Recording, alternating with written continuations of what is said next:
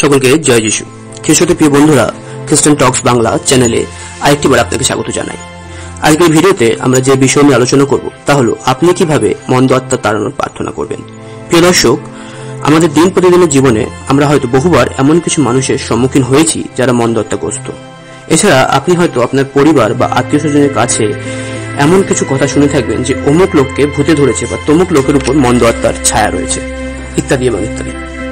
আপনাদের মধ্যে আবার হয়তো অনেকেই খ্রিস্ট মণ্ডলীতে পাস্টার বা প্রচারককে মন্দ আত্মা তাড়াতে দেখেছেন। কিন্তু আপনি কি জানেন যে আপনিও এটি করতে পারেন? আর যদি আপনি এটি করতে পারেন তাহলে আপনি এটিকে কিভাবে করবেন? আজকের ভিডিওতে আমরা সেই বিষয় নিয়ে আলোচনা করব। কিন্তু শুরু করার প্রথমেই আমাদেরকে এই বিষয়টি জেনে নিতে হবে যে মন্দ আত্মা কারা। কারণ যদি আমরা মন্দ আত্মা কারা সেইটি না জানি তাহলে তাদের বিরুদ্ধে লড়ব কিভাবে। তাই প্রথমে আসুন আমরা জেনে নিই যে এই মন্দ আত্মা কারা। খ্রিস্টপ্রিয় বন্ধুরা, এই মন্দ আত্মা হলো শয়তানের দূতেরা। আমরা সকলেই জানি যে ঈশ্বরের বিরুদ্ধাচরণ করেছিল শয়তান, আর শয়তানের সঙ্গে এমন কিছু স্বর্গদূত ছিল যারা তার সঙ্গ দিয়েছিল। ঈশ্বর যখন শয়তানকে স্বর্গ থেকে ফেলে দেয়, সেই সমস্ত দূতেরাও স্বর্গ থেকে পড়ে যায়, আর সেই সমস্ত দূতেরাই আজ মন্দ আত্মা হয়ে মন্দ আত্মার কার্য করছে। তাই এই সমস্ত দূতদের শয়তানের দূত বলা হয়ে থাকে। এই সমস্ত মন্দ আত্মারা শয়তানের আত্মা। আর আমরা যখন এই আত্মার বিরুদ্ধে প্রার্থনা করব, আমরা এতে ঈশ্বরের নামে করি। এই শয়তানের বিরুদ্ধে প্রার্থনা করার কিছু প্রসেস রয়েছে বা কিছু দিক রয়েছে, যেগুলো নিয়ে আজকে আমরা আলোচনা করব। তাই আসুন আর বেশি দেরি না করে আমরা সেই বিষয়ে আলোচনা করি। প্রিয় দর্শক, আমরা যখন শয়তানের বিরুদ্ধে বা মন্দ আত্মা তাড়ানোর জন্য প্রার্থনা করব, যে কাজটি আমাদের প্রথমেই করতে হবে সেটা হলো আমরা যেন যিশুর নামের কর্তৃত্বের সঙ্গে প্রার্থনা করি। যিশুর নামের কর্তৃত্বের সঙ্গে, হ্যাঁ, আমরা যাতে যিশুর নামেতে সেই শয়তানের সঙ্গে মোকাবিলা করি। কারণ আমাদের নিজের শক্তি বা ক্ষমতা আমাদের নেই, কিন্তু যিশুর নামেতে শক্তি আছে, যিশুর নামেতে ক্ষমতা আছে। তাই আমরা যেন যিশুর নামেতে সেই শয়তানের সঙ্গে লড়াই করি। হ্যাঁ প্রিয় বন্ধুরা, মার্ক লিখিত সুসমাচার তার 16 অধ্যায় 17 পদে বলে যে যীশু খ্রিস্ট আমাদেরকে শয়তানের উপরে ক্ষমতা দিয়েছে। যীশু খ্রিস্ট আমাদের মন্দ আত্মা তাড়ানোর ক্ষমতা দিয়েছে। তাই আমরা যদি যিশুর নামেতে সেই শয়তানকে ধমক দিই, তাহলে সেই শয়তান সেখান থেকে বেরিয়ে আসবে। দ্বিতীয়ত, আমরা যাতে বিশ্বাসের সঙ্গে প্রার্থনা করি। কিন্তু শুধু বিশ্বাসের সাথে প্রার্থনা করলেই চলবে না, কিন্তু আমরা যাতে সাহসের সঙ্গে প্রার্থনা করি। হ্যাঁ প্রিয় বন্ধুরা, আমরা জানি যে মথি লিখিত সুসমাচার তার 17 অধ্যায় 20 পদে যিশু বলেছে, তোমাদের যদি অল্প বিশ্বাস থাকে, শস্য দানার মতো বিশ্বাস থাকে, সেই বিশ্বাস নিয়ে তোমরা পর্বতকে যদি বলো যে এখান থেকে সরে যাও, সেই পর্বত সরে যাবে। হ্যাঁ প্রিয় বন্ধুরা, আমাদের যদি সেই বিশ্বাস থাকে, আমাদের যদি সেই বিশ্বাস না থাকে, তাহলে আমরা কখনোই মন্দ আত্মার সঙ্গে লড়তে পারবো না। আর দ্বিতীয়ত, আমাদের যাতে সাহস থাকে। অনেকেই মন্দ আত্মা দেখে আমরা ভয় পেয়ে যাই। যখন সেই মন্দ আত্মা কিছু কার্য করে, সেই কার্য দেখে আমরা ভয় পেয়ে যাই। আমরা ভয় পেয়ে যাই, সেই কারণে আমরা সেই মন্দ আত্মার সঙ্গে লড়তে পারি না।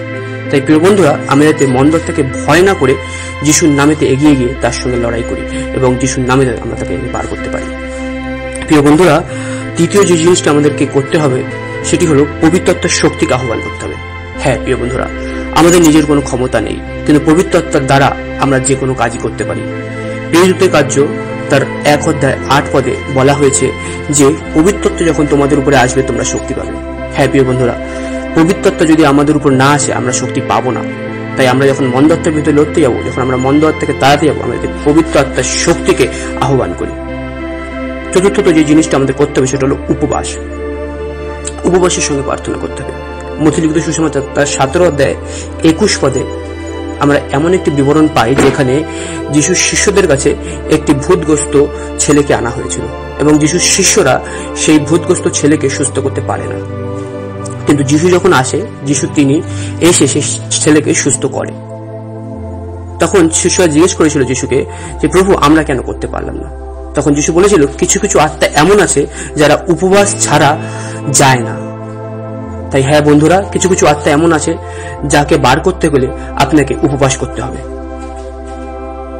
আর পঞ্চমত, আমরা যাতে যিশুর নামেতে মন্দ আত্মাকে ধমক দিই। হ্যাঁ প্রিয় বন্ধুরা, আমাদেরকে ধমক দিতে হবে, আমাদেরকে মন্দকে ধমক দিতে হবে, আমাদেরকে শয়তানকে ধমক দিতে হবে। আমাদের বলতে হবে, শয়তান যিশুর নামেতে বেরিয়ে আসুক। আর হ্যাঁ, আমরা যদি এইভাবে করি তাহলে অবশ্যই সেই মন্দ আত্মা বেরিয়ে আসবে। তারপর আমাদের যেটি করতে হবে সেটা হলো যিশুর নামের বিজয় ঘোষণা করতে হবে। আমরা যখন প্রার্থনা করছি আমাদেরকে বলতে হবে যিশুর নামের জয় হোক। আমরা যাতে শয়তানকে বলি যে তোর কোনো ক্ষমতা নেই, যিশুর ক্ষমতা আছে, আমাদের যিশুর নামের বিজয় সেখানে আমরা করি। আর সব থেকে লাস্ট আমাদের যেটা করতে হবে সেটা আমাদের শয়তান চলে যাওয়ার পর করতে হবে। একসময় যিশুর নামে বিজয় ঘোষণা করতে করতে যখন শয়তান বা মন্দ আত্মা সেই শরীর ছেড়ে পালিয়ে যাবে, আমাদেরকে সেই মানুষের জন্য রক্ষার প্রার্থনা করতে হবে। প্রিয় বন্ধুরা, বাইবেলে লেখা আছে যখন কোনো মন্দ আত্মা কারোর মধ্যে থেকে বেরিয়ে যায়, সে আরো 7টা মহাশক্তিশালী আত্মা নিয়ে সেইখানে আসার চেষ্টা করে। তাই আমরা যাতে প্রার্থনা করি যে সেই মানুষের শরীরে মন্দ আত্মা আবার না আসে। হ্যাঁ প্রিয় বন্ধুরা, এটি খুবই দরকারি। আমাদেরকে সেই মানুষকেও বলতে হবে যাতে সঠিকভাবে জীবনযাপন করে, সদাচরণ করে, যাতে সেই মন্দ আত্মার ক্ষমতা তার মধ্যে আর কখনো কার্য না করে। হ্যাঁ প্রিয় বন্ধুরা, এভাবেই যদি আমরা প্রার্থনা করি আমরা মন্দ আত্মাকে তাড়াতে পারব। আজকে এখানেই শেষ করছি। আমাদের উপস্থাপনা যদি ভালো লাগে তাহলে লাইক করবেন এবং শেয়ার করবেন। খ্রিস্ট ধর্ম সম্বন্ধীয় আরো ভিডিও পেতে খ্রিস্টান টকস বাংলা চ্যানেলটিকে সাবস্ক্রাইব করবেন। ধন্যবাদ।